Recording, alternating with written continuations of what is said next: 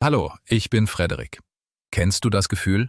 Der Monat startet okay, ihr habt gute Vorsätze und dann ist plötzlich Mitte des Monats und irgendwas stimmt nicht.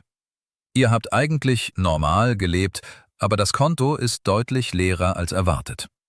Heute geht's darum, wie ihr als Familie eure Ausgaben plant, so dass ihr Klarheit habt, weniger Streit und trotzdem Platz für ein gutes Leben. Und nein, das wird kein Spart euch kaputt Vortrag. Es wird ein System, das im Alltag funktioniert. Mit Kindern, Terminen, Stress und spontanen Ausgaben. Wenn Leute sagen, wir verdienen doch nicht schlecht, aber es bleibt nichts übrig, dann steckt meistens nicht ein einziger großer Fehler dahinter, sondern 3 typische Muster. Erstens, unsichtbare Ausgaben. Viele kleine Beträge, Bäckerei, Drogerie, Coffee to go, Lieferdienst, App-Käufe sind einzeln harmlos, aber zusammen enorm. Zweitens, kein Zweck fürs Geld. Wenn alles auf einem Konto liegt, fühlt es sich an wie verfügbar.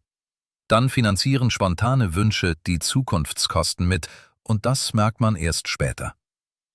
Drittens, unterschiedliche Geldrollen in der Beziehung. Eine Person denkt in Sicherheit und Planung, die andere in Freiheit und wir leben jetzt. Das ist nicht richtig oder falsch, aber ohne Regeln wird daraus schnell Streit. Kurzer Selbsttest. Wenn du bei 2 Punkten Ja denkst, dann lohnt sich das Video besonders. Ihr spart, was am Ende übrig bleibt. Ihr habt keine klare Zahl für Lebensmittel pro Monat. Unregelmäßige Kosten, Versicherungen, Reparaturen, Nachzahlungen bringen euch aus dem Takt. Ein Partner hat das Gefühl, er muss kontrollieren, damit nichts schief geht. Schreibt dir gedanklich auf, was ist bei euch die größte Baustelle? Lebensmittel, Online-Shopping, Auto, Kinderkosten? Schritt 1 ist die Basis. Fixkosten ehrlich machen. Nicht schätzen, sondern nachschauen.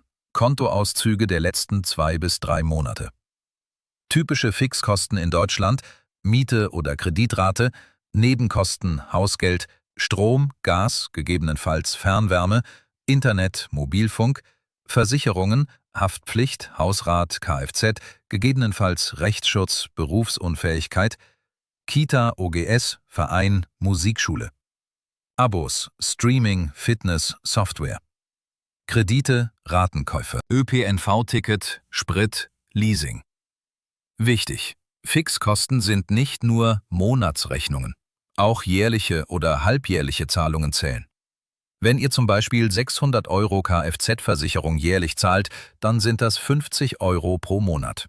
Wenn ihr das nicht einplant, kommt der Schockmonat. Mini-Aufgabe im Podcast. Nimm dir nach dem Video 20 Minuten. Liste alle Fixkosten. Rechne Jahresbeträge auf Monatsbeträge herunter. Addiere alles. Das ist euer Lebensgrundpreis. Jetzt kommt das Prinzip, das am meisten Ruhe bringt. Geld trennen nach Zweck. Ob über Unterkonten, Pockets, 2 Girokonten oder Budget-App, egal. Hauptsache sichtbar getrennt. Ich empfehle 5 Töpfe. Fixkostentopf, unantastbar, nur Rechnungen. Haushalt und Lebensmittel, Supermarkt, Drogerie, Haushalt. Alltag und Freizeit, kleine Käufe, Kaffee, Ausgehen, Spaß. Ziele: Urlaub, Technik, Renovierung, Weiterbildung.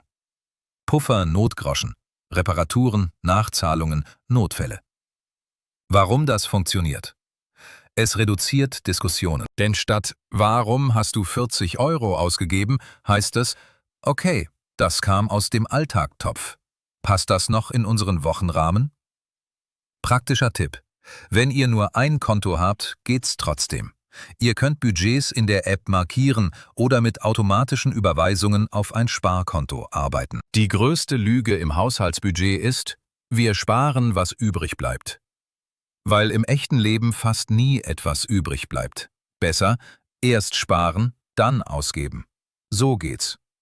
Direkt nach Gehaltseingang ein Dauerauftrag, 5 bis 10% in Ziele oder Notgroschen. Wenn 10% zu viel sind, start mit 1 bis 3%. Entscheidend ist die Routine. Warum Prozent besser als feste Summe sein kann?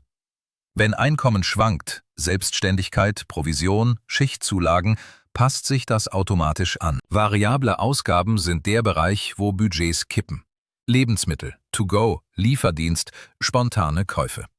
Hier hilft ein Ansatz, der nicht nervt: Wochenbudgets statt Monatsgefühl. Beispiel: Haushalt und Lebensmittel. 200 bis 250 Euro pro Woche, je nach Familie. Alltag und Freizeit 60 bis 120 Euro pro Woche. Wenn eine Woche teurer war, kein Drama, dann nächste Woche etwas ruhiger, aber bewusst, nicht zufällig. Konkrete Anti-Leak-Ideen ohne Moral. Ein großer Wocheneinkauf plus ein kleiner Nachkauf. Lieferdienst auf einen festen Tag pro Woche begrenzen. 24-Stunden-Regel für Online-Käufe über x Euro. Snackbudget separat, wenn das ein echter Treiber ist. Ein echter Beziehungsschutz ist diese Regel. Alles über x Euro wird vorher kurz abgestimmt. Das ist keine Kontrolle, sondern Fairness. Denn Überraschungen machen Stress, selbst wenn die Ausgabe objektiv okay war. Wie wählt man X? Wenn euer Alltag eng ist, 30 bis 50 Euro. Mittleres Budget 100 bis 200 Euro. Höher entsprechend mehr. Gute Formulierung. Lass uns ab 100 Euro kurz sprechen, nicht weil ich dir etwas verbiete, sondern weil wir gemeinsam planen. Ihr braucht keine tägliche Buchhaltung. Aber ihr braucht eine kleine Routine, damit das System lebt. Einmal pro Woche, 10 bis 15 Minuten, 3 Fragen. Was lief gut? Wo waren wir drüber und warum? Was ändern wir nächste Woche? Regel: keine Schuldzuweisungen. Nicht du hast, sondern wir haben gemerkt. Das ist der Unterschied zwischen Budget als Streitwerkzeug und Budget als Teamtool. Wenn das Geld wirklich knapp ist, bringt Budget sogar besonders viel, weil es verhindert, dass ihr aus Versehen Fixkostengeld ausgebt. Budget macht kein Geld, aber es macht Prioritäten sichtbar.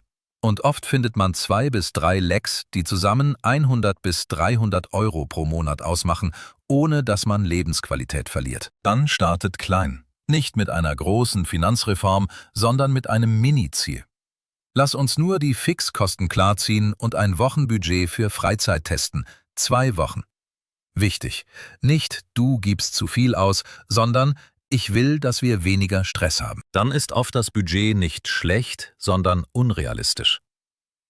Lebensmittelpreise sind gestiegen und Familien unterschätzen das. Macht 2 Dinge. Trackt Lebensmittel mal 2 Wochen ehrlich. Setzt dann ein realistisches Wochenbudget plus plant 1 bis 2 günstige Standardgerichte fest ein. Nehmen wir ein Beispiel. 4.200 Euro netto Haushaltseinkommen. Pay yourself first. 300 Euro Notgroschen plus 150 Euro Ziele gleich 450 Euro. 3.750 Euro verbleiben. Fixkosten. Beispiel: Miete, NK, 1.600 Euro. Strom, Gas, 180 Euro. Internet, Handy, 80 Euro. Versicherungen, 150 Euro. Kita, Verein, 250 Euro. Auto, Sprit, Versand, 350 Euro. Abos, Kredite, 240 Euro.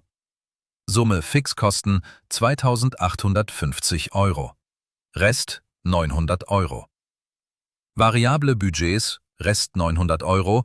Lebensmittelhaushalt, 600 Euro. Alltag, Freizeit, 250 Euro. Puffer, 50 Euro. Das ist nur ein Beispiel. Entscheidend ist, ihr seht sofort, ob euer Fixkostenblock zu hoch ist oder ob die Variablen euch leer saugen. Kurze Zusammenfassung der 6 Schritte. Fixkosten ehrlich machen. Geld in Töpfe trennen. Sparen automatisieren. Wochenbudgets für variable Ausgaben. Ab Betrag X-Regel gegen Überraschungen. Wöchentlicher Money-Check. Und jetzt eine Frage an dich.